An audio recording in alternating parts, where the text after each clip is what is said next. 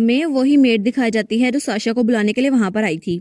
वो कहती है एक सर्वेंट के तौर पर अपने एक्सप्रेशन कंट्रोल करना मेरा विर्चू है और उसके पास तो 10 साल का एक्सपीरियंस था जो औरतों की क्लॉथिंग, हेयर और पर्सनल ग्रूमिंग को तैयार करती थी। और वो सोचती है लेकिन मुझे हर किस्म की सिचुएशन के लिए तैयार रहना चाहिए। लेकिन आज फाउंडिंग डे पर एम्पर ने मुझे बुलाया और उन्होंने मुझे कहा कि मैं किसी अननाउन गेस्ट को बुला के लाऊं और उसे तैयार करूं। तो वो कहती है साशा, आपने कहा वो लेडी, लेकिन वो लेडी आई कहाँ से है और उनका टाइटल क्या है? तो एम्पर वो तैयार हो रहा था, वो कहता है बस उसे यहाँ ले आओ और तैयार कर लो। तो तब वो साशा को बुलाने जाती है। वो कहती है मुझे नहीं पता था कि नेशनल फाउंडिंग वाले दिन बाल पर एम्पर किसी को बुलाएंगे। तो जब वो वहां पर आती है और कहती है जी मैं ही हूँ साशा, आपकी मैं कैसे हेल्प कर सकती हूँ? तो वो सोचती है क्या क्या ये सच में एक लेडी है? लेकिन एक लेडी होकर ये नाइट कैसे है और मैं बात कहाँ से शुरू करूँ? तब उसे कहती है कि आपको हिज मैजेस्टी बुला रहे हैं।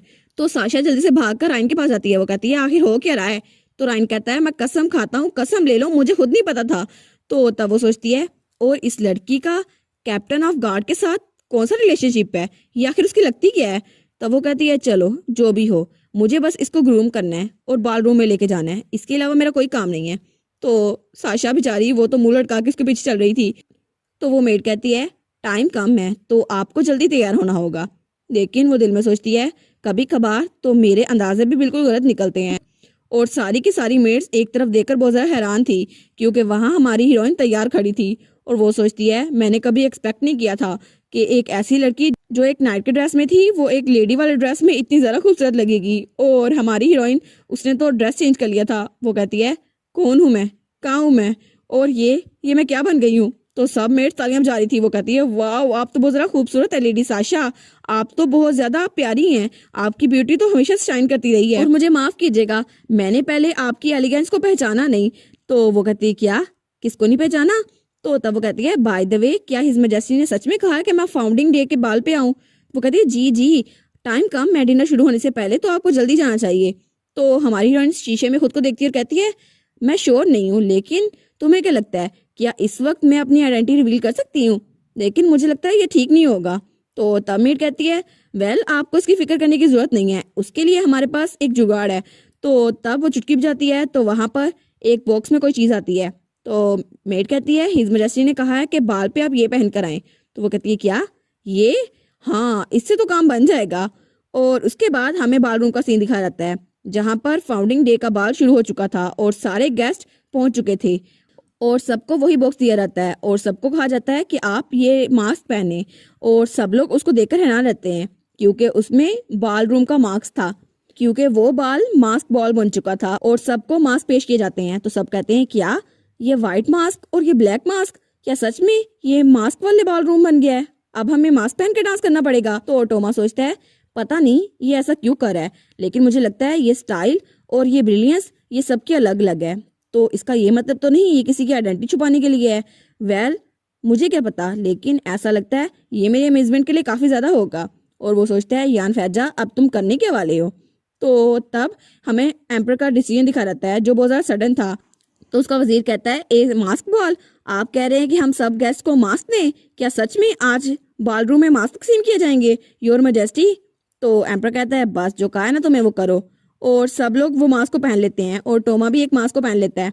तो वो सोचता है ये मास्क तो बहुत ज़्यादा अच्छा है, लेकिन वो एक तरफ देखता है और शौक हो जाता है।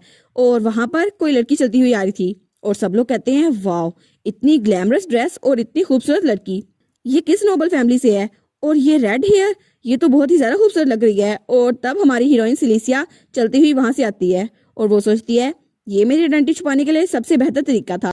और तब टोमा का कजन वो भी उसको देखता है। वो कहता है ये लाल बाल हो ना हो ये बिजनेस पार्टनर की लवर है। और तब वहां पर सेटा भी उसको देखता है। तो उसका सर्वेंट कहता है लॉर्ड सेटा ये वही लड़की है साशा जिसको आप ढूंढ रहे थे। और साशा पूरे हाल में इधर उधर देख रही थी। तभी वहां पर म्यूजिक प्ले होता है और वो अपने मास्क को देखकर सोचती है ओ आई सी।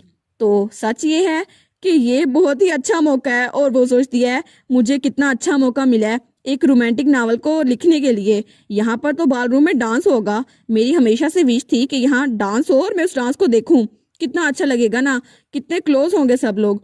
और ये वही मोमेंट है जब एक इंसान का दूसरे के लिए लव कंफर्म हो जाता है। और वो सोचती है ऐसी सिचुएशन में मुझे बहुत ज़्यादा इंस्पिरेशन मिलेगी, फिर तो मेरा नावल कंप्लीट हो जाएगा और मैं फर्स्ट प्राइज़ ले लूँगी। चलो ये भी अच्छा हुआ। और वो सबको स्कैन कर रही थी, लेकिन सब उसके घूरने पर परेशान हो रहे थे। वो कहते हैं आखिर ये हमें घूर क्यों रही है।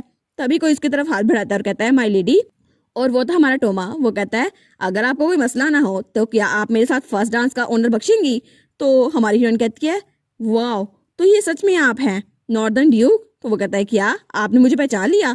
तो हमारी हीरोइन उसका हाथ पकड़ते हुए कहती है ऑफ कोर्स, आपको लगता है मैं आपको पहचानूंगी नहीं, वैसे भी कोई वजह नहीं है मैं आपको ना पहचानूं। आपकी ये काले बाल और लाल आंखें आपको दूर से मुझे पहचानने पे मजबूर कर देंगी।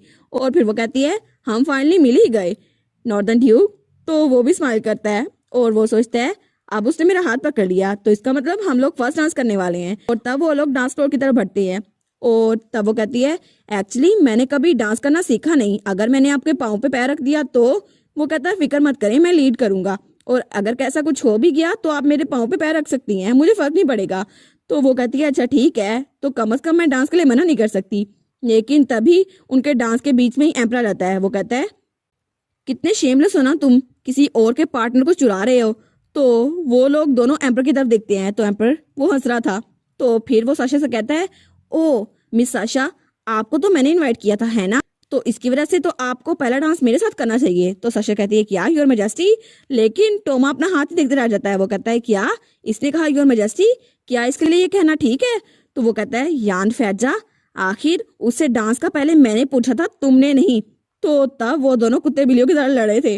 वो कहता है अगर तुम ज्यादा ही अपसेंट हो तो किसी और पार्टनर को ढूंढ लो जो अकेला खड़ा हो।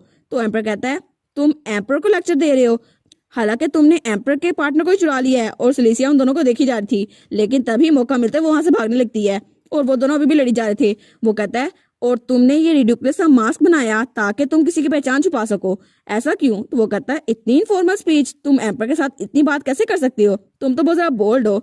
और सिलेसिया तब तक वहां से भाग चुकी थी। तो एम्पर कहता है अच्छा अगर तुम्हें इतनी अकड़ है तो ट्रेनिंग हॉल में मुझे मिलो। तो टोमा कहता है तुम्हें क्या लगता है मैं वहां पर नहीं जा सकता। और उसके बाद हमारी सिलेसिया वहां से भागकर बालकनी में आ गई थी और वहां पर गहरी सांस लेती है। वो सोचती है मुझे पहले लगा था ये दोनों लड़ाई कर रहे हैं, लेकिन फ्लोरिया में जो हुआ वो कोई कोइंसिडेंस नहीं था, है ना। और अब तो मुझे भी लगता है वो दोनों काफी ज्यादा करीब आ गए हैं। और तब तब तो वो लोग कह रहे थे मुझे गलतफहमी हुई है, लेकिन वो कोई गलतफहमी नहीं थी। और उसे याद आता है बचपन में रेड लाइन के नाइट्स भी ऐसे ही लड़ा करते थे, लेकिन उसके दरमियान तो उनका प्ले टाइम छुपा था, वो तो ऐसे दोस्ती कर लेते थे। वो सोचती है लगता है आदमियों की दोस्ती ऐसे ही होती है। और साशा का ये लाइन नाइट से एक्सपीरियंस था। तो तब वो सोचती है चलो अच्छा हुआ, ये बहुत जरा बुरी बात है कि मुझे उनसे डांस करने का मौका नहीं मिला और नॉर्दर्न ड्यूक के साथ डांस से तो मैं रह ही गई। फिर भी चलो अच्छा हुआ, कम से कम उन दोनों की फ्रेंडशिप तो स्ट्रांग हो गई ना। और तब वो सोचती है और इसके अलावा मुझे बहुत जरा मजा आया, एक फेक नॉर्दर्न ड्यूक जिसके काले बाल और लाल आंखें हैं और एक रियल एम्पर जिसके ब्लॉन्ड हेयर और ब्लू आईज हैं, इनकी जोड़ी कितनी अच्छी लगेगी ना। और तब वो कहती है ओ आइडिया, क्या मैं इसको मटेरियल के तौर पर यूज ना कर लूं अपनी इंस्पिरेशन के तौर पर। और वो कहती है नहीं, ये आइडिया तो बहुत ही ज्यादा जबरदस्त है और मैं ऐसा करूंगी एम्पर उसको पहले लेके आऊंगी और टायरेंट एम्पर वो हीरोइन को अपने पास रखेगा, लेकिन तब नॉर्दर्न ड्यूक वहां आएगा जो बहुत ज्यादा जेंटल होगा और हीरोइन उसके साथ चली जाएगी। लेकिन फिर टायरेंट एम्पर वो अपनी हीरोइन को कैद करके रखेगा और नॉर्दर्न ड्यूक उसे अपनी कैद से छुड़वा लेगा। कितना अच्छा है ना, ट्विस्ट ट्विस्ट पे ट्विस्ट, कितनी अच्छी स्टोरी होगी ना। लेकिन अभी वो अपनी स्टोरी सोच ही रही थी कि इसका एंड क्या होगा, तभी दरवाजा खोलकर वहां आ जाता है। वो कहता है ओ तो आप यहाँ पर हैं। तो वो कहती है क्या ये फिर से आ गया, और वो फिर से मुंह बना लेती है। तो रायन कहता है आप जब भी मुझे देखती हैं तो ऐसा मुंह क्यों बना लेती हैं, मुझे ये देखकर बहुत तकलीफ होती है। तो वो कहती है अच्छा तो तुम यहाँ पर क्यों आए हो। तो वो कहता है वेल मैं आपका जूनियर हूँ और नॉर्दर्न ड्यूक क्लब में मैं आपका पार्टनर हूँ, तो इस तरह से सिस्टर इन लॉ हमें करीब रहना चाहिए ताकि हम लोग एक स्टोरी लिख सकें। वो कहती है क्या अब तुम मुझे सिस्टर इन लॉ क्यों कह रहे हो। तो वो कहता है वेल टेक्निकली आपका डाइवोर्स नहीं हुआ तो इस तरह से आप मेरी सिस्टर इन लॉ ही बनी है ना, तो मैं आपको ये नहीं बुला सकता। वो कहती है अच्छा ठीक है जो बुलाना है बुलाते रहो। तो फिर वो कहता है क्या आपको फ्रस्ट्रेटेड नहीं लगता एम्पियर पैलेस में रहना। तो वो कहती है क्या फ्रस्ट्रेटेड। वो कहती है हाँ ये सच तो है, लेकिन मैंने सुना था कि पेरिस के बाहर नेशनल फाउंडिंग डे पर जाना मना है। तो रायन कहता है हाँ एम्पर ने ये ऑर्डर खुद दिया है। तब वो अपना मास्क उतारते हुए कहता है लेकिन जरूरी तो नहीं है हम एम्पर के ऑर्डर को फॉलो करें, वैसे भी कितना बोरिंग है ना लोगों के वर्ड्स को फॉलो करना, आपको नहीं लगता।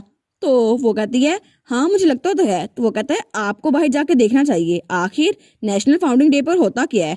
और वैसे भी फाउंडिंग डे तो फैजा एम्पायर का सबसे बड़ा फेस्टिवल है, आपको नहीं लगता आपको प्लाजा में जाके देखना चाहिए वहां पर क्या होता है। वहां पर लोग डांस करते हैं और वैसे भी बहुत ज्यादा रोमांटिक सिचुएशन होती है, क्या आपको नहीं लगता वहां मटेरियल हंटिंग के लिए बहुत ज्यादा अच्छा मौका होगा। तो वो कहती है क्या मटेरियल हंटिंग। तो वो कहता है आफ्टर ऑल हमारी एक्टिविटी मिली है ना, हमें स्टोरी लिखनी है, तो आपको नहीं लगता आपको थोड़ी इंस्पिरेशन लेनी चाहिए। तो वो सोचती है आखिर इसका मकसद क्या है, लेकिन फिर वो सोचती है वेल बात तो ये सही कर रहा है, मुझे वहां जाना चाहिए। तो वो दोनों हाथ मिलाते हैं। वो कहती है ठीक है मैं इसकी बात मान लेती हूँ और हम लोग वहां जाके मटेरियल हंटिंग करेंगे, फिर मेरी स्टोरी वो तो परफेक्ट रहेगी और मैं तो हमेशा की तरह फर्स्ट प्राइज जीतूंगी।